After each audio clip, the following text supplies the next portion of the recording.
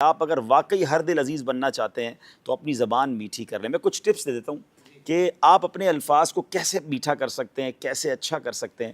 تو سب سے پہلی بات تو یہ ہے کہ پیارے آقا علیہ الصلوۃ والسلام کی سنت مبارکہ ہے کہ نبی پاک بی بی عائشہ صدیقہ رضی اللہ تعالیٰ عنہا فرماتی ہے کہ جس طرح تم تیز تیز گفتگو کرتے ہو, نبی پاک ایسے نہیں کرتے تھے, چلا چلا کر بات نہیں کرتے تھے, تو ٹھہر ٹھہر کر بات کرتے. بلکہ صحابہ فرماتے کہ پیارے آقا علیہ الصلوۃ والسلام جب گفتگو فرماتے نا تو کوئی اگر گننا چاہتا نا, الفاظ کاؤنٹ کرنا چاہتا تو وہ کاؤنٹ کر لیتا.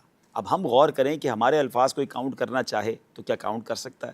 جو لوگ چیخ چیخ کر بات کرتے ہیں, چلا چلا کر بات کرتے ہیں, وہ غور کریں. آپ کی بات لوگوں کو پسند نہیں آ رہی ہے, بہت اسپیڈ پہ بول رہے ہیں تو بھی آپ کی بات لوگوں کو سمجھ نہیں آ رہی ہے. ٹھہر کر بات کریں. کچھ مبلغین یا بیان کرنے والوں کو بھی لگتا ہے کہ میں چیخو پکار کر کے بیان کروں گا, تو ٹھیک ہے, کچھ علاقوں میں کچھ گاؤں گوٹھوں میں شاید یہ پسند کیا جاتا ہو کہ آپ ٹیبل توڑ بیان کر لیں.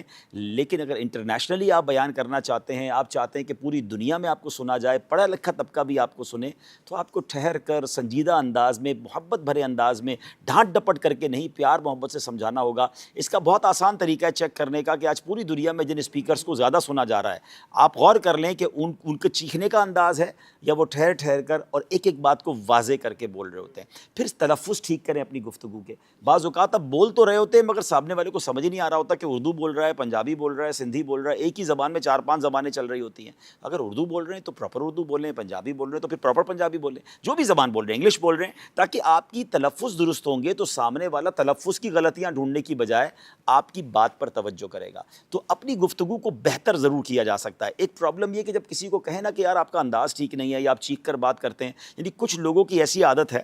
مجھے یاد ہے ایک بار ہم کسی سفر پہ تھے تو ہمارے برابر والے کمرے سے ایسا لگا لڑائی ہو گئی. ہم حالانکہ قافلے میں تھے, تو میں گیا, میں نے کہا اللہ خیر کرے, خیریت تو ہے؟ تو کہہ رہے ہم تو صرف باتیں کر رہے تھے.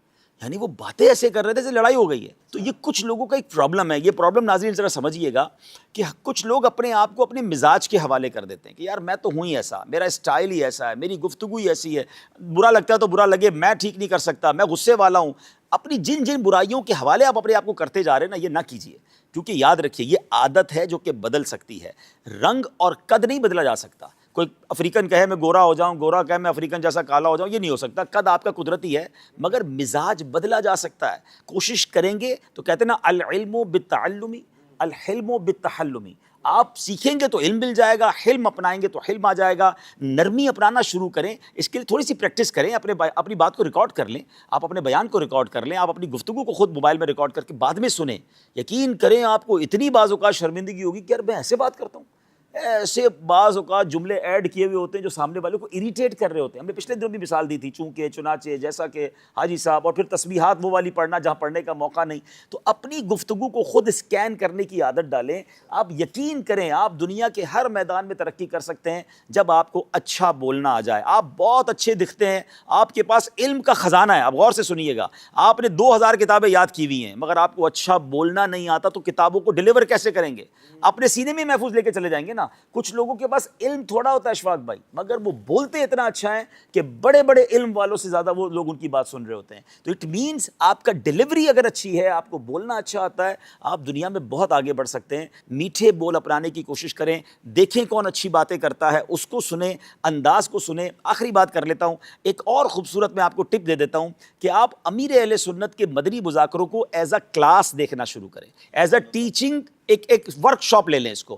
آپ غور کریں کہ امیر اہل سنت کیا کیا کرتے ہیں. میں نے بہت غور سے مدنی مذاکرے کو ایک طرح سے اسکین کرنے کی کوشش کی کہ آپ دیکھیں مشکل سوال کو مسکرا کر کیسے سنتے ہیں, ٹپیکل کوسچن کو جواب کیسے دیتے ہیں, ہر تھوڑی دیر بعد موضوع تبدیل کیسے کرتے ہیں, آپ کسی ناظرین میں سے کسی کو بور نہیں ہونے دیتے, تھوڑی دیر بعد آپ ناظرین سے سوال لے لیتے ہیں, کبھی بچوں کو انوالو کر لیتے ہیں, کبھی نعت شریف شروع ہو جاتی ہے. انسان یکسانیت سے بور ہو جاتا ہے. مبلغین کے لیے, اسپیکرز کے لیے, پروگرام کرنے والوں کے لیے مدنی مذاکرہ ایک ایسی کلاس ہے کہ آپ ہر تھوڑی دیر بعد اس کا رنگ چینج ہوتے ہوئے دیکھیں گے. کبھی چہروں پر مسکراہٹ ہوگی, کبھی آنکھوں میں آنسو ہوں گے, کبھی کوسچن آنسر ہوں گے, کبھی خوف خدا ہوگا, کبھی عشق رسول ہوگا. اتنی ورائٹی ہے. تو آپ کی ذات میں اگر ورائٹی نہیں ہے تو آپ بہت آگے نہیں بڑھ سکتے. ایک بات یاد رکھیے, پریڈکٹیبل نہ بنیے. کچھ لوگ پریڈکٹیبل ہیں, یعنی پریڈکٹیبل سے مراد یہ کہ ہمیں پتہ ہے یہ کیا بولے گا. جس دن آپ کے بارے میں یہ ہو گیا نا کہ جب بھی راشد بھائی بات کریں گے یہی والی بات کریں گے, تو آپ کو لوگ سننا چھوڑ دیں گے کہ یار ان کا تو ایک ہی ٹاپک ہے, ایک ہی انداز ہے.